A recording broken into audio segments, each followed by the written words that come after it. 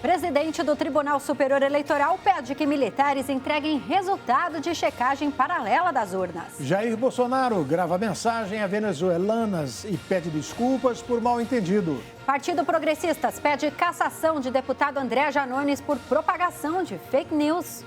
E após declarar voto em Lula, fundador do Partido Novo é criticado por correligionários e diz que não deixará a agremiação.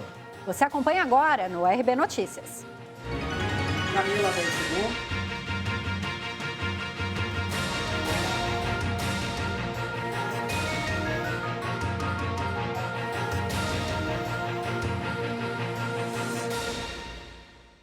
O presidente do Tribunal Superior Eleitoral, o ministro Alexandre de Moraes, determinou que o Ministério da Defesa entregue documentos de uma eventual auditoria das urnas. O presidente do Tribunal Superior Eleitoral, o ministro Alexandre de Moraes, determinou que o Ministério da Defesa apresente em 48 horas uma cópia dos documentos sobre uma eventual auditoria das urnas eletrônicas. Moraes também mandou o Ministério informar a fonte de recursos usados para o procedimento. Na decisão, Moraes disse que notícias de realização de auditoria das urnas pelas Forças Armadas, mediante entrega de relatório ao candidato à reeleição, parecem demonstrar a intenção de satisfazer a vontade eleitoral manifestada pelo chefe do Executivo, podendo caracterizar, em tese, desvio de finalidade e abuso de poder. O presidente do TSE também determinou que o presidente Jair Bolsonaro apresente sua defesa em 5 dias.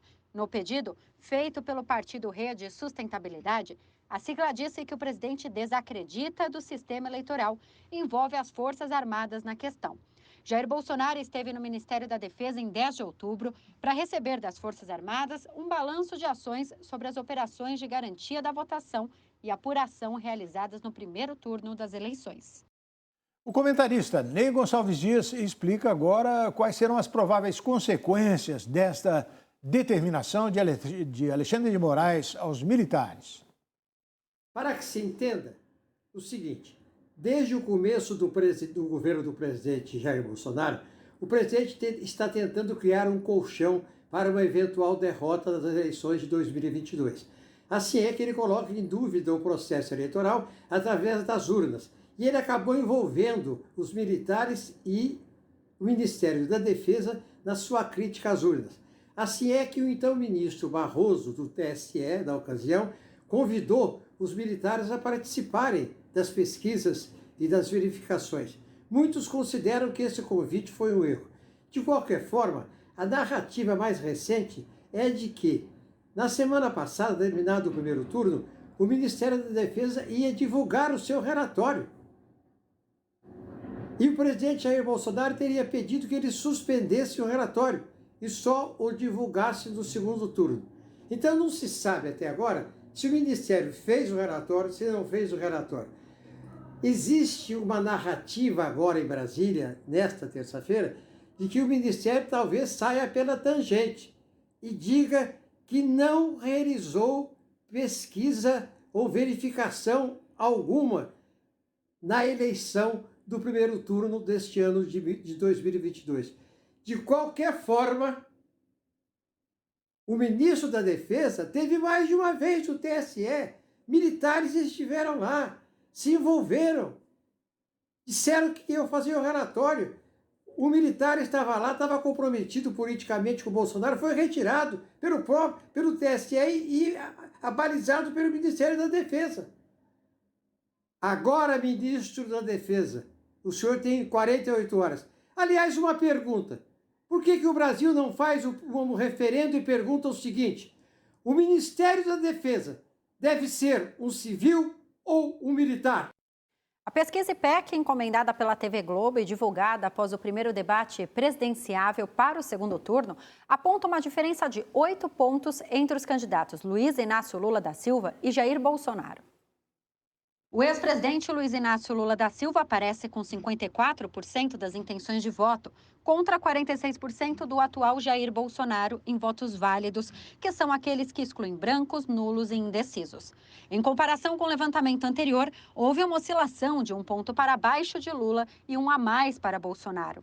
Já em votos totais, Lula aparece com 50% e Bolsonaro 43%. Branco e nulo somam 5% e os que não sabem, 2%. Na versão espontânea, quando os entrevistados não recebem a lista de candidatos, Lula tem 48% das intenções de voto e Bolsonaro 42%. Brancos e nulos são 6% e não sabem 4%. Na operação das urnas, na primeira rodada eleitoral, Lula terminou com 48,43%, um total de 57.259.504 votos. Bolsonaro teve 43,20%, com um total de 51.072.345 votos válidos. O segundo turno eleitoral acontece no dia 30 deste mês. Da primeira-dama Michele, o presidente Jair Bolsonaro divulgou um vídeo pedindo desculpas a venezuelanas e culpou opositores por má-fé e por tirarem suas palavras de contexto. O presidente candidato à reeleição, Jair Bolsonaro, gravou um vídeo com um pedido de desculpas às venezuelanas menores de idade citadas por ele no podcast do canal Paparazzo Rubro-Negro, em 14 de outubro. Na entrevista, o candidato à reeleição disse que pintou um clima ao passar de moto em São Sebastião, região administrativa do Distrito Federal, e que as meninas se arrumavam para ganhar a vida. Estava em Brasília, na comunidade de São Sebastião, se não me engano, no sábado de moto. O pessoal saiu da porrada. Meu cara, passeando de moto. Passei de moto, sim. Passei de jet ski, passei de cavalo, de jegue. Tá? Parei a moto numa esquina, tirei o capacete e olhei umas menininhas, 3, 4 bonitas, de 14, 15 anos, arrumadinha num sábado numa comunidade. E vi que eram meio parecidas. Entrei pintou um clima, voltei. Posso entrar na tua casa? Entrei. Tinha umas 15, 20 meninas, sábado de manhã, se arrumando. Todas venezuelanas. Eu pergunto, meninas bonitinhas, 14, 15 anos, se arrumando no sábado, pra quê? Ganhar vida. Você quer isso para tua filha, que está nos ouvindo aqui agora? E como chegou a esse ponto? Escolhas erradas. No vídeo veiculado nesta terça-feira, Bolsonaro aparece ao lado da primeira-dama Michele Bolsonaro e da representante da Venezuela enviada por Juan Guaidó, Maria Teresa Belhandria. O chefe do executivo diz que as mulheres da live eram trabalhadoras. Estamos indignados com as últimas ações de alguns militantes de esquerda que, sem nenhum pudor, estão pressionando mulheres venezuelanas a fim de obterem vantagem política nesse momento. E as minhas palavras, que, por má fé, foram tiradas de contexto, de alguma forma foram mal entendidas ou provocaram algum constrangimento às nossas irmãs venezuelanas, peço desculpas, já que meu compromisso sempre foi o de melhor acolher e atender a todos que fogem de ditaduras pelo mundo.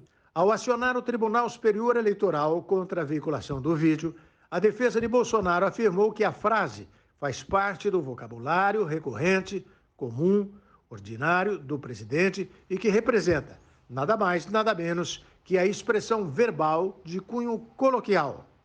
O presidente da Corte, ministro Alexandre de Moraes, determinou que a campanha de Lula retirasse das redes sociais publicações com um trecho da entrevista concedida por Bolsonaro.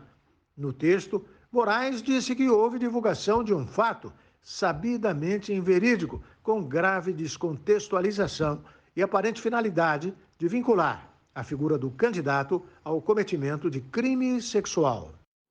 O Partido Progressistas pediu a cassação do deputado André Janones por disseminação de notícias falsas. O PP protocolou uma representação no Conselho de Ética da Câmara contra o deputado André Janones do Avante. A legenda pede a cassação do mandato do político por produção e disseminação em massa de fake news durante as eleições. Na representação, o PP afirmou que desde 2 de outubro, Janones tem realizado publicações disseminando notícias falsas, as chamadas fake news, sobre o presidente Jair Bolsonaro em suas redes sociais, principalmente no Twitter e no Facebook. A legenda apresentou diversas publicações de Janones, que, segundo a representação, são inverídicas. Entre elas, que Bolsonaro nomearia Fernando Collor para o Ministério da Economia, ou que teria praticado atos de pedofilia no caso das meninas venezuelanas. O PP argumentou que, em uma publicação no Twitter, o deputado afirma estar divulgando fake news com o intuito de atacar Jair Bolsonaro e qualquer pessoa que seja a seu favor.